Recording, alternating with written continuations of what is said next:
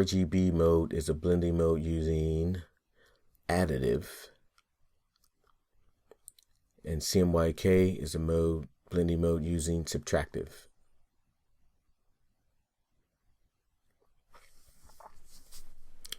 Question 2. Which of the following are available options when importing a Photoshop document into Adobe Illustrator? Choose 3. You can use help anytime you think you need it. So flatten layers into a single image, convert layers into objects, and import hidden layers.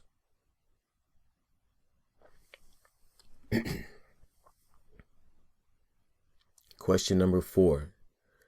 In the logo layer, add a shear transformation to the white anchor object. Give it a shear angle of 335 and an axis angle of 45.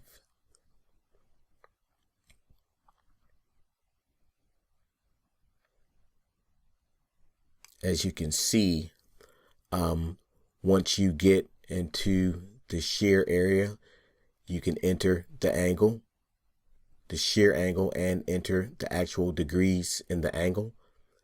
And you'll click OK, and you'll move on.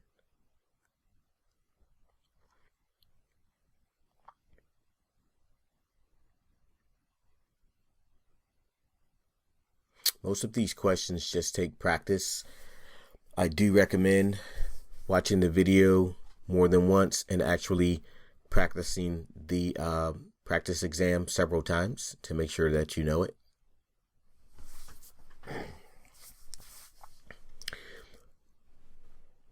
Question number 5. Change the document units from points to pixels. This one's pretty easy.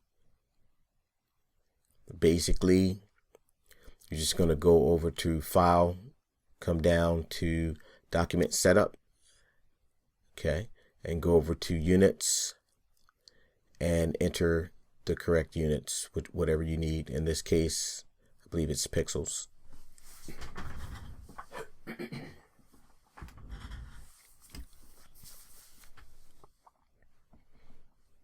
Moving on to question number 6. Move the vertical guide so it lines up down the center of the anchor and then lock the guides. This one's another easy one. You just take your mouse pointer and you grab the guide and move it to the center of the anchor. Okay. And then you want to go to View in the menu, come down to Guides and Lock Guides. Question 7. Convert the color mode of the teal circle shape to be RGB. Then change the RGB values to 224, 140, and 70. You want to use the magic wand tool to select the teal circle. That way it selects all of the colors. Okay. Then you want to you can click on the color picker and just change the values of the RGB. RGB stands for red, green, and blue.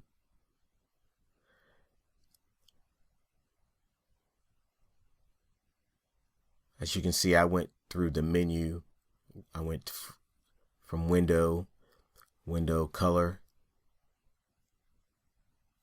and then I made the adjustments to the RGB modes.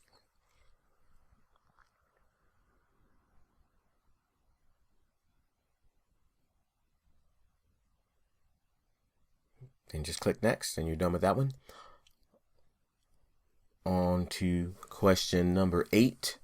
Use the Pathfinder panel to unite the blue wave shape and the word Riptide into one shape.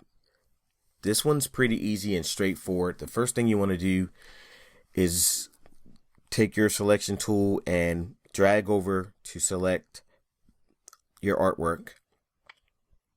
From there, you can go into properties, okay, and you can scroll down, click in your Pathfinder, you want to combine, and you're done. Click next. Create a new document that uses the legal print document preset. Name it flyer and use the landscape orientation. This one is easy as well. You're basically going to file, you come over to new document, print, and select legal. So basically it's already predefined. You just have to make the adjustments and you're done. Click next. Question 10. Left align the produce market text. Okay. This one's another easy one. This question's loading. Okay. So here we go. Basically, you just click on the text. You come over to paragraph and left align and you're done. Next. Question number 11. Create a star shape that has 7 points, a radius 1 of 25 points, and a radius 2 of 75 points. So basically, you selecting the star tool, you just click on the canvas. You'll get a pop-up that lets you adjust radius 1 and adjust radius 2, and you can edit the amount of points you want for the star. Once you've done that, you just click OK and you're done with that question. Moving on to question number 12. Question number 12. Use the drop downs to accurately complete the following statements. A clipping mask is an object whose shape masks the other artwork so that the only areas that lie within the shape are visible. The objects on top of the layer clip the objects below.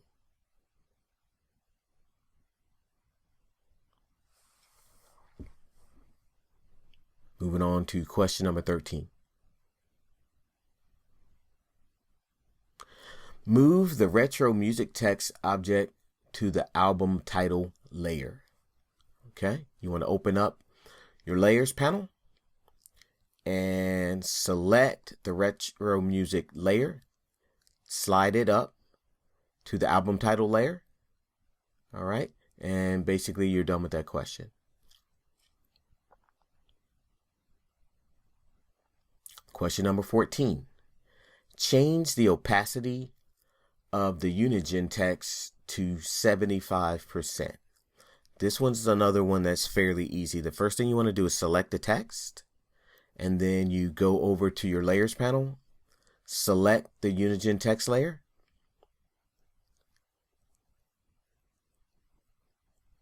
Okay, and then you can go ahead to your properties panel and just change the opacity from 100 to 75%. Easiest way to just manually input it.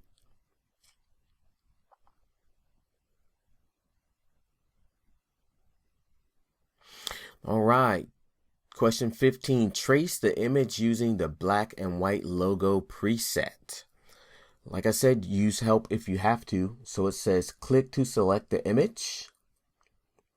All right. And then click window in the menu and select image trace.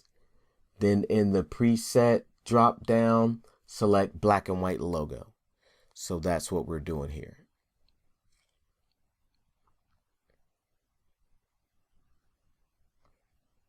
And then we're going to come down and select trace. And as you can see, it has traced the image. Moving on to the next question. Rename the artboard 1 to be Market Flyer. Basically here you want to go, I'm closing some tabs right now, but you want to access your artboard. So the artboard panel is already open, and I can just go down to artboard options. And in artboard options, it gives me the opportunity to just rename the options. It's the first choice in the panel. And I just type market space flyer. And moving on to the next question. Question number 17. Apply the 3D extrude graphics style to the Unigine text. 3D is pretty cool. Basically, the first thing you want to do is select your text. Or in this case, I don't even think we selected it. We just went straight to the graphic style and drug it on top of the text. So that's even better. Question 19. Lock the image sublayer so that it can't be moved or edited. So go to your layers panel. Locate the sublayer. Okay. Your image sublayer and lock it. And that's it. You're done. Question 20. Convert the top anchor point of the light gray triangle to be smooth. Okay. So with your direct selection tool, you're going to select that anchor point. Okay. And then in your properties panel, you go over to convert to smooth, and that's it. Okay, moving on to the next question. Question number 21, move all the objects from layer 2 to the logo layer, then delete layer 2. Haha, that's pretty easy. I think we did one similar earlier. So first of all, we're going to go to your layers panel, and you want to select the sub layers in layer 2 and drag them down to the logo layer. Go back to layer 2. And just click on your trash can at the bottom. And that's all for question 21.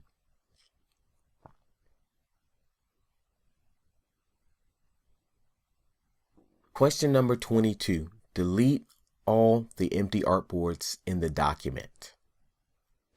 So the first thing you want to do is actually go to Window and open your artboards panel. From there, you can click on your options, your artboard options, and delete empty artboards. And that's it. Next question. Drag and drop the terms in the order from top to bottom that the development process should follow. This one you just kind of memorize, but it makes sense. So you want to start off with planning. After planning, you can start the designing phase. So that's phase 2. Okay. After you have designed it, you can build it. That's phase 3. And then you want to test what you built. That's phase 4. And now you can go ahead and publish, which is phase 5. And that's all you need to know there. All right, question number 24. Create a new calligraphic brush. Give it an angle of 20 degrees, 80 for the roundness, and 7 points for the size. Name the brush ink pen. So the first thing you want to do there is get your brush panel open. From your brush panel open, you can go ahead and click New, select the calligraphic brush, and then go ahead and make your adjustments to the angle, the roundness, and the size.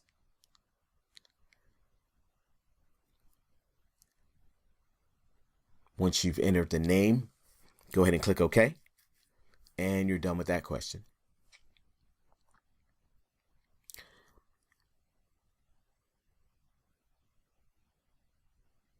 Okay.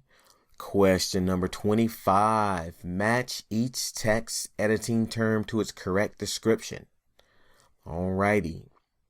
This one you kind of gotta learn how to remember. It can be a little tricky here. So kerning, I'm looking for the number pairs, kernels. I could have 2 kernels, so I could have a pairs.